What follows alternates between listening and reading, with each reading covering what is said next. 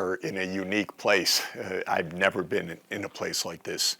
This is Olorgesailie Prehistoric Site.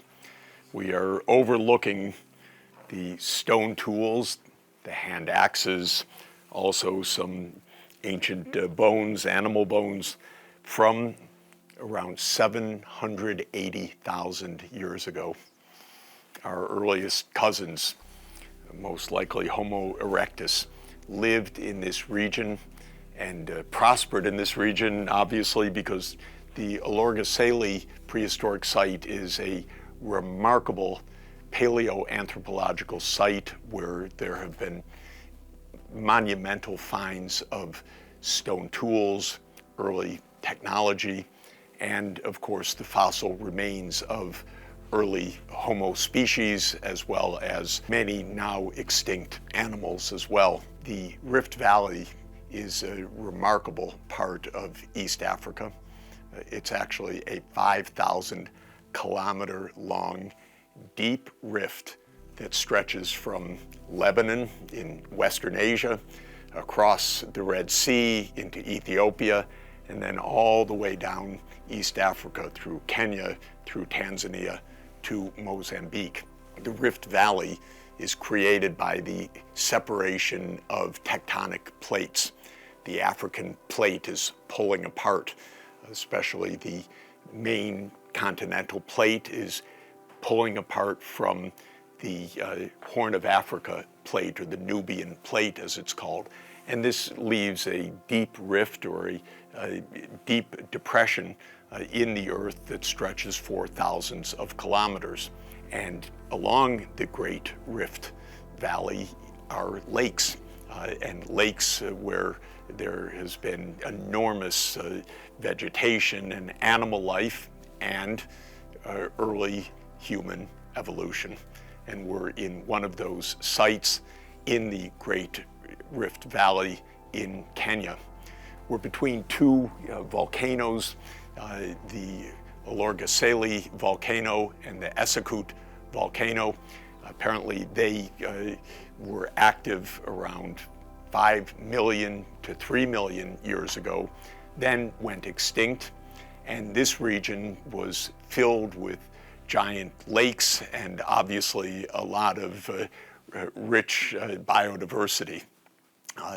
The Great Olorgesailie Lake was a vast expanse, but it's no longer, because the lake existed for millions of years, but around 120,000 years ago there was an uplift of the land. The lake bed was lifted up, rivers formed, and the lake eventually drained and disappeared into the sediment. But what remained was a remarkable fossil record, a remarkable early history of the very beginnings of humankind. And this area has been under exploration and excavation, revealing its treasures for now 100 years. Around 1919, the first artifacts were discovered in this region, and then the great paleoanthropologists Lewis and Mary Leakey came in 1942, and what they found was astounding. They found sites such as this filled with the stone tools of early humans. And we've been walking around this vast expanse to see various sites, some of them simply uncovered by erosion, with the massive numbers of stone tools exposed. Beautiful hand axes, a very sophisticated tool that first was created by Homo erectus around 1,500,000 years ago, and now fully on display in this magnificent bed of tools from, as I say, around 780,000 years ago. Well, we're really at the home base here. We're really in the first emerging of humanity. And of course, scientists are still piecing together that process by which we became human.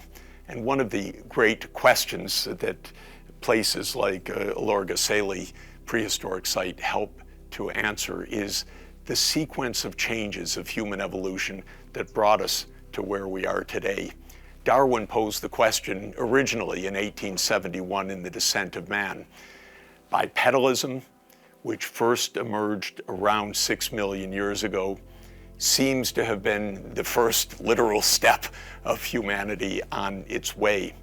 But then what was the sequence of stone making, of the enlargement of the brain, the encephalization process, of the development of language? In what sequence did those changes come, and by what evolutionary process did those changes come to create modern humanity, which then spread out in the Great Migration from Africa 70,000 years ago? Amazingly, one of the first and most remarkably insightful thinkers about that was none other than Friedrich Engels. Friedrich Engels, he's the co-author with Karl Marx of the Communist Manifesto. What's he doing thinking about human evolution? But in the 1870s and 1880s, Friedrich Engels reflected very deeply on human evolution, and he asked the question, what would be the evolutionary sequence from bipedalism to tool making, to brain enlargement, to language? He was one of the first to conceptualize this alongside Darwin. And he had a remarkable thought. As a good communist as he was, he said, tool making, it's human labor, which is the beginning of humanity. So he hypothesized that human tools would come first.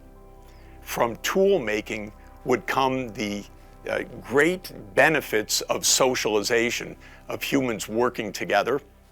From that would come the fitness of larger brains, so encephalization, and from that would come language. And it seems that Engels, though without the fossil record, without the excavations of Mary and Louis Leakey, without the discoveries that have been made in the following 140 years since Engels first thought about this, he got a lot right. What we know now is that the earliest tool making is found with the Homo habilis, the handyman, starting around 2.5 million years ago. The tools were quite simple. They were not the hand axes that we see here made by Homo erectus and more modern human types. But tool making began around 2.5 million years ago.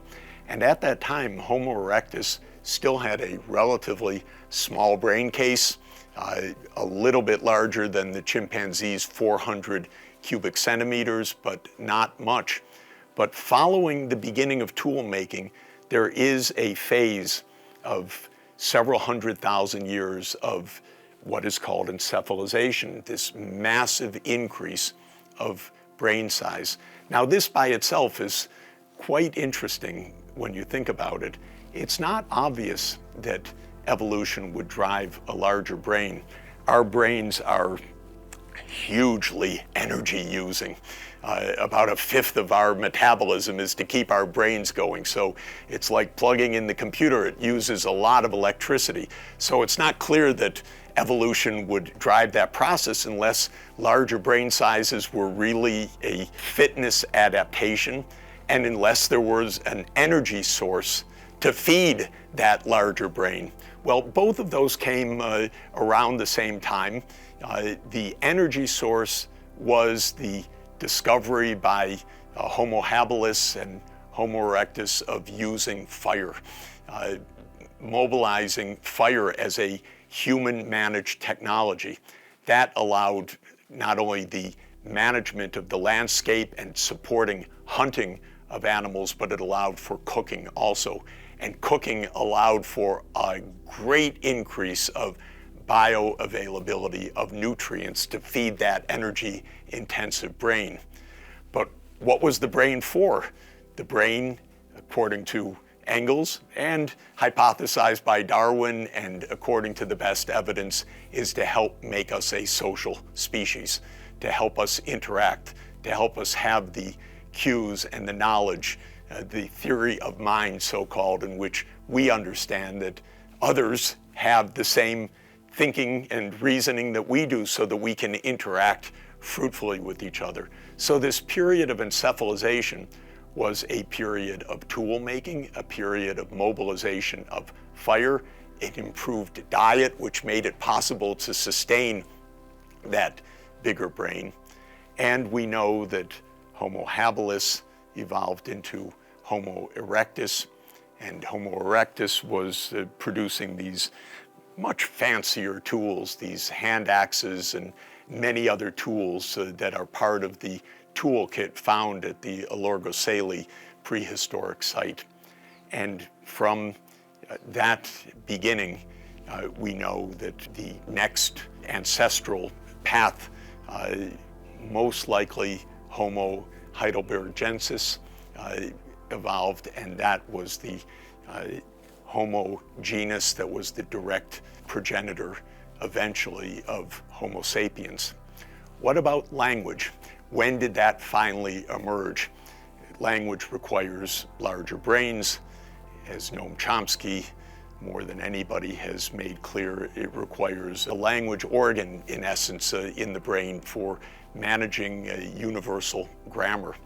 And it seems that language really was the last of the human qualities to emerge, perhaps as recently as the time of the Great Migration from Africa itself, sometime in the last 50 to 70,000 years, completing the core of our humanity, our ability to communicate, and not only to communicate, to think linguistically and generatively, and to continue this process of remarkable innovation and technological advance, which we're seeing here from 780,000 years ago, but which continues to be a great part of the human story until today.